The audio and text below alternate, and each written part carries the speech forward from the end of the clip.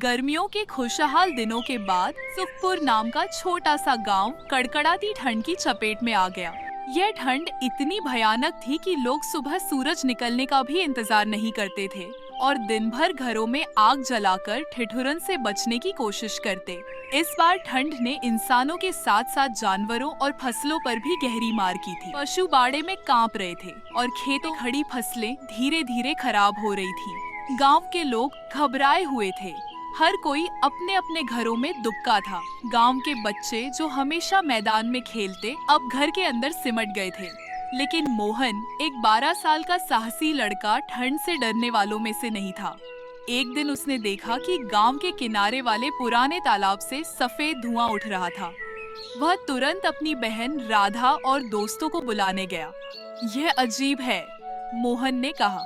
इस तालाब से कभी धुआं नहीं निकलता, शायद ठंड की जड़ यहीं छिपी है। मोहन, राधा और उनके 3 दोस्त साजो सामान लेकर तालाब की ओर निकल पड़े।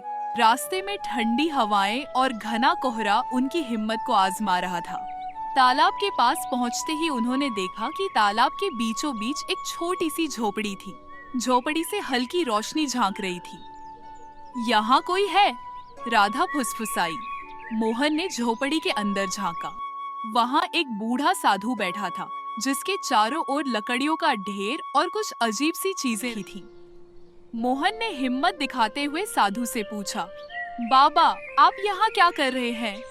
साधु ने मुस्कुराते हुए कहा, बेटा, मैं यहाँ ठंड का इलाज ढूंढ रहा हूँ।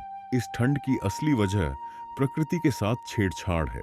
अगर तुम लोग मेरी मदद करो तो हम इस ठंड को कम कर सकते हैं। बच्चों ने साधु की बात मानी और पूरे गांव में जाकर लकड़ियां, घास और मिट्टी के बर्तन इकट्ठा किए। साधु ने उन लकड़ियों से एक बड़ा अलाव जलाया और मिट्टी के बर्तनों में गर्म पानी भरकर हर घर तक पहुंचाने का सुझाव दिया। साथ ही उसने गांव वालों को समझाया कि ठंड का असर कम करने के लिए सभी को मिलकर काम करना होगा।